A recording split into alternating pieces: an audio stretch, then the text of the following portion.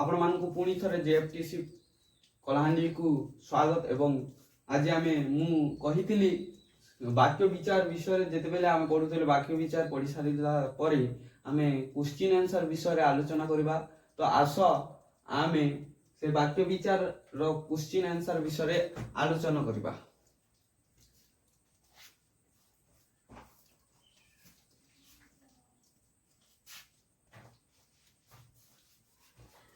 कोन प्रथम क्वेश्चन दला कि हमर वाक्य काहा को कुआ जाय उदाहरण सह दर्शाह। वाक्य काहा को कुआ जाय पिला माने वाक्य कुआ जाय काहा को एक बा एकाधिक एकाधिक पद मिलित होई मनर भावकु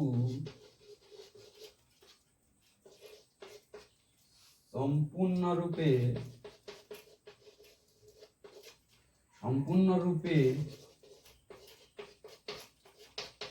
प्रकाश कले ताकु वाक्य कहंती बा कुहा जाए। उदाहरण हम उदाहरण से दशा कहूची उदाहरण से दशा कहूची तो चोर से घरटी ऊपरे आखि पकाइलानी अन चोरटी से ही घर ऊपरे मु उदाहरण एठा लिखबी नाही। उदाहरण मु निजे दे दोची कि कोन को चोर से घरटी ऊपरे आखि पकाइलानी। आमे जानि पारुछे कोन कइला कि एक बा एकाधिक पद मिलित होई मनर भाव को संपूर्ण रूपे प्रकाश कले ताकू आमे वाक्य बोली कहंती बा कहा जाए। ताकू वाक्य बोली कहा जाए कि आमे जदि कोनोसी पद मनकर खंजा खंजी करी करी गोटे लोकर लके आमे जदि कइना बेले सेटा काना हबा अन्य माने ताके बुझी पारबे कि जानी पारबे कि से लोकटा काना कहूची। सेटा के जदि बुझी पारले तेबे जाई कर ताके वाक्य बोली कर कुआ जीव बोली कर कुआ जाईछे। एवं तो से उदाहरण गुटे मुई देली कि चोर से घरटी ऊपरे आखि पकाइलानी कि आमे जदि मुई जेन वाक्यटा कहली सेटा के सुनी कर समस्ते बुझी पारले कि गुटे चोर अच्छे से चोर काना कला कि गुटे घर के से आँख पकाला आखि पकाला कि से घर के मुई आज चुरे जीवी बोली एटा बुझुछु आमे। आउ गुटे उदाहरण तुमर फांका आवाज रे डरिबा लोक मु नुहे आना तुमर फांका आवाज रे मु डरिबा लोक नुहे। एठारे कुआ गला आमे एटा को भी जदि सुनुछु तो आमे बुझी पारुछु कि तुमर धमक रे मुई डरिबा लोक नुहे काना तुमर धमक रे मु डरिबा लोक नुहे। एटा बुझा पड़ुचे इस वाक्य रे। तो यह गोटे कोन ना वाक्य। तो वाक्य काहा को कुआ जाए एवं वाक्यर उदाहरण एटा तो निजे मध्य देई पारिबो कोन निजे मध्य बही देखि देई पारिबो। तापरे आसीबा गोटे शुद्ध वाक्य रे केतोटी काडा सार्थक शुद्ध गोटे कोन दला क्वेश्चन कोन सार्थक वाक्य रे की लक्षण थाए कोन सार्थक वाक्य रे की लक्षण थाए बोली कहछि। आमे पढ़ितिला गोटे सार्थक वाक्य रे पांचटी कोन कोन पांचटी इटा थाए गोटे कोन देखो गोटिए सार्थक वाक्य रे पांचटी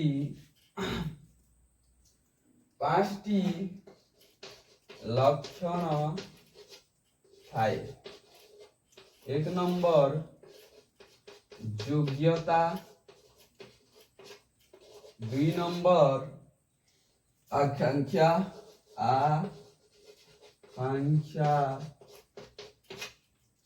तीन नंबर आसक्ति, चार नंबर वाक्यांश, ବାକ୍ୟାଂଶ 5 ନମ୍ବର ଖଣ୍ଡ ବାକ୍ୟ।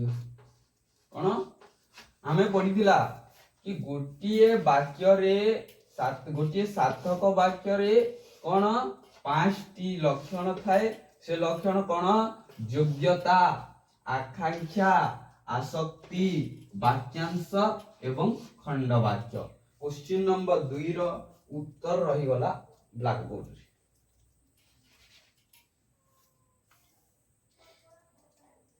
सुनी सुनी लिखा को चेष्टा कर।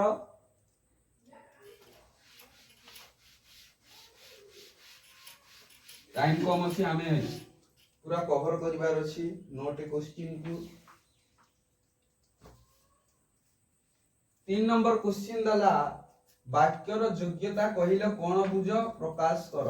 कोन वाक्यर योग्यता कहिले कोन बुझ? वाक्य रे व्यवहार करा जाउथिबा वाक्य रे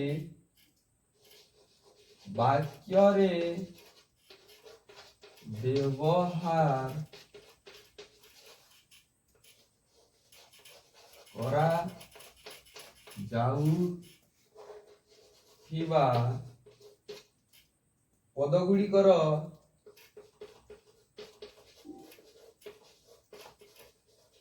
पदगुड़िकर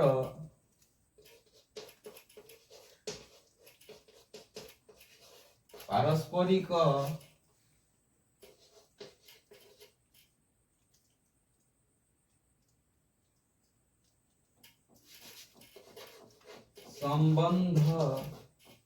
संबंध को वाक्यर योग्यता बोली कह जाए।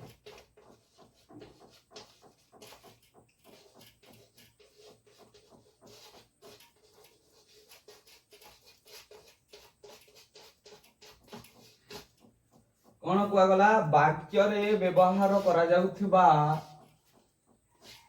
पदगुड़िकर पारस्परिक संबंध को वाक्यर योग्यता बोली करी कहगला। कौन कि आमे वाक्य रे जेन पदगुड़िकर व्यवहार करूचु से पदगुड़ी जदि आम गोटे वाक्य तैयारी करूचु से वाक्य रे को पदर आवश्यकता पड़ी से पद को नहीं आमे जोग कले से वाक्य संपूर्ण हेबो। से जे आम पदटा आनिले तार संबंध से गोटे वाक्य रे हला। हमर वाक्य रे जेन वाक्य आमे तैयारी करूतिला से वाक्य रे तार व्यवहार देखाला। सेतिर पाई आमे ताके व्यवहार कनु सेतिर लागि ताके कोन कहगला ताकू से पद को ना से पद को वाक्यर योग्यता बोली करी कहगला। सेटाकू कोन योग्यता बोली करी कहगला। तापरे 4 नंबर क्वेश्चन को आसीबा। 4 नंबर क्वेश्चन कर दिस आसक्ति कोन उदाहरण सह दर्शाह।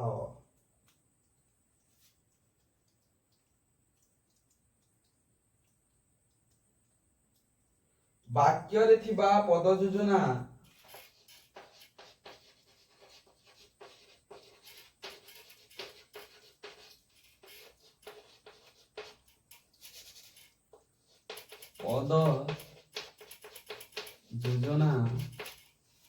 पद योजना बा सौंदर्य हेउछि बा सौंदर्य हेउछि आसक्ति।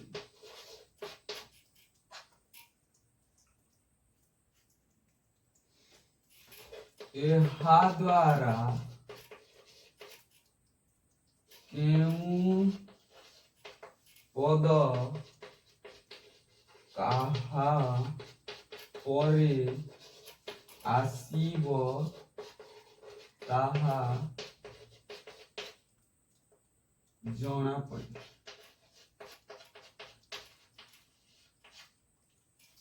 पड़े कि वाक्य रे थिबा पद योजना बा सौंदर्य हेउछि आसक्ति।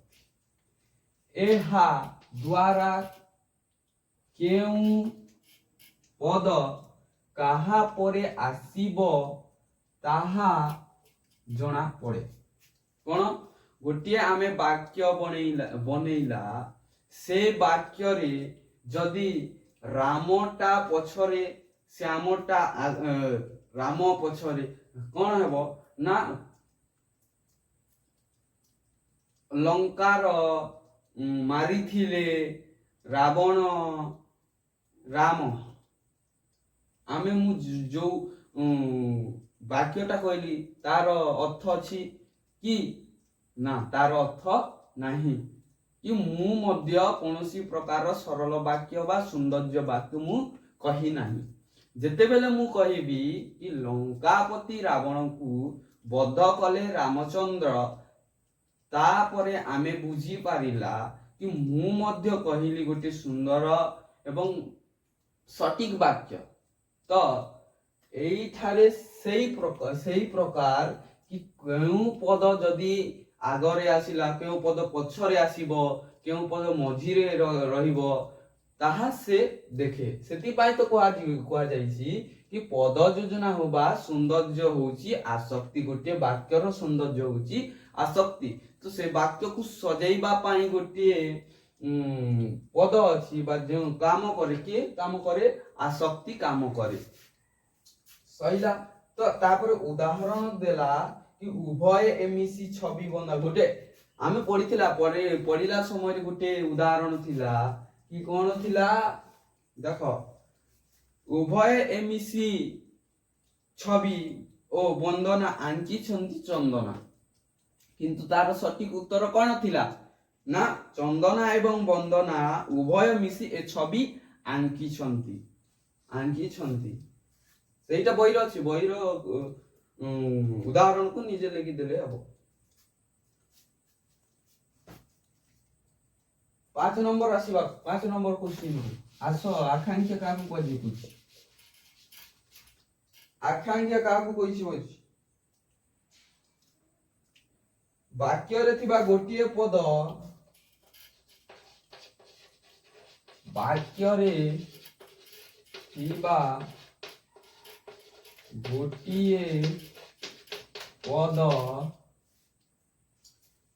ଅନ୍ୟ ପଦ ଗୁଡ଼ିକର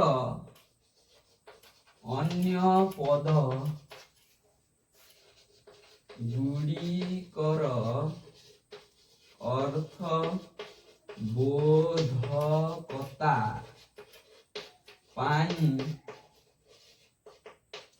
ଅପେକ୍ଷା କଲେ ତାକୁ ଆକାଂକ୍ଷା କୁହାଯାଏ। ଶୀଘ୍ର ଲେଖିନିଅ।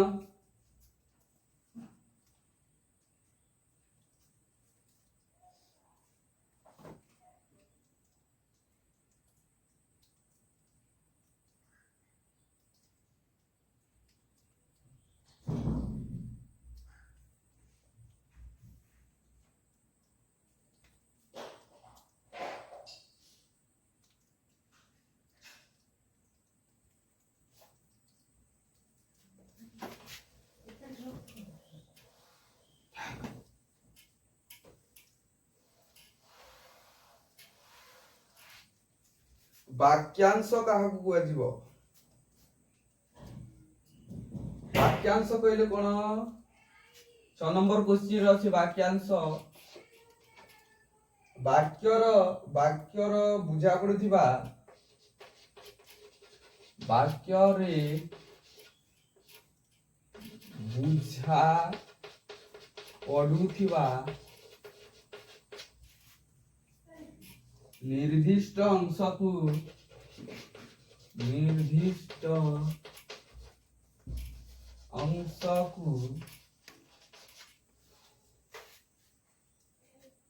କେତୋଟି ପଦ ସଂହତିକୁ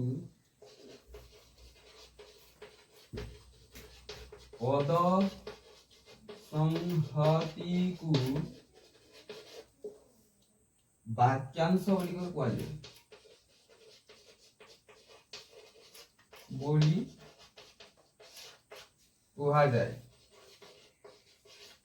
कौन कहला वाक्य रे बुझा पड़ुथिबा निर्दिष्ट अंश को केतेक पद संगति को वाक्यांश बोली कर कुआ गला उदाहरण दियो कहूची उदाहरण कौन कहला घंटा बाजिला कौन उदाहरण रे पढ़िथिले घंटा बाजिला अथच पिला माने स्कूल रु बाहर को बाहरिले नाही एटा संपूर्ण वाक्य गला घंटा बाजिला अथच देइथिला एवं डैश देइथिला तो डैश जगह रे कोन बसिले वाक्यटी संपूर्ण भावरे संपूर्ण हेबो ता हला कोन वाक्यांश तो घंटा घंटा बाजिला अथच श्रेणी रे शिक्षक पढ़ाउथिले सेति पई बालक गुडाक बाहरिले नाही जदि आमे कहिबा ताहेले सेटा कोन संपूर्ण वाक्य होई जिवो ताहाकु कोन कुआ जिवो वाक्यांश बोली करी कुआ जिवो तापर आसिला खंड वाक्य काहाकु कुआ जाय खंड वाक्य काहाकु कुआ जाय क्वेश्चन नंबर 7 रे अछि खंड वाक्य काहाकु कुआ जाय समस्त वाक्यर समापिका क्रिया को समस्त वाक्यर क्रिया युक्त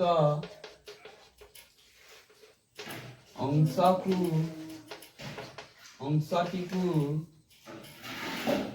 कौन कुआ जाए खंड वाक्य बोली करी कुआ जाए खंड वाक्य बोली कुआ जाए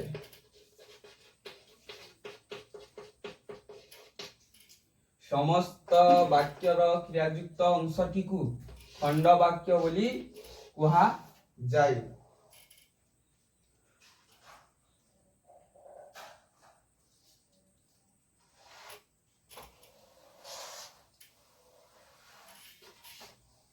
8 नंबर क्वेश्चन रे अछि वाक्य एवं खंड वाक्य खंड वाक्य कहले कोन वाक्य कहले कोन ना एकर एकाधिक पद मिलित हेले एटा कोन देखा एथिरे पार्थक्य दशा पार्थक्य दशाइले कहले आमे तार डेफिनेशन गुडा को लिखि नबा प्रथमे ना प्रथम पॉइंट हो एकर एकाधिक पद मिलित होई मनर भाव को प्रकाश करे ताहाकू कोन कुआ जाए ना वाक्य बोली कुआ जाए किंतु खंड वाक्य काहाकू कुआ जाए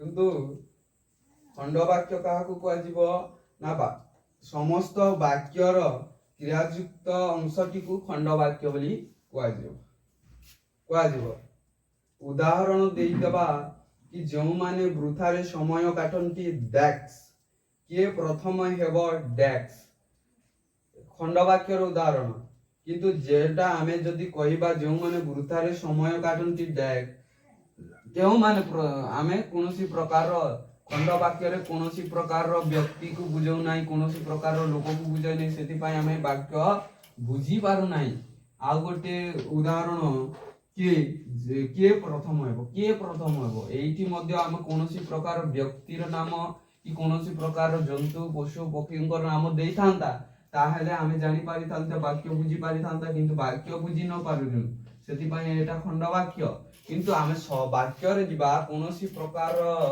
वाक्य आमे उदाहरण नेबा किंतु वाक्य उदाहरण नेले आमे ताकू सटीक भाबरे बुझी पारुचे मनर भाव को बुझी पारुचे सेति पय सेटा वाक्य रे गला एटा ही कोन वाक्य एवं खंड वाक्यर पार्थक्य खंड वाक्य रे बुझी पारु नाही एवं वाक्य रे आमे मनर भाव को बुझी पारुची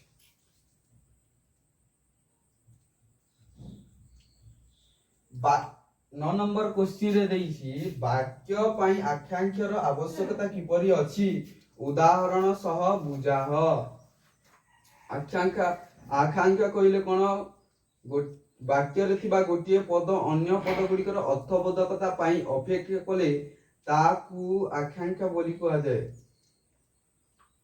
ମଦନ ସହିତ ତାଙ୍କ ବାପା ଆସିବେ। କ'ଣ ଉଦାହରଣ?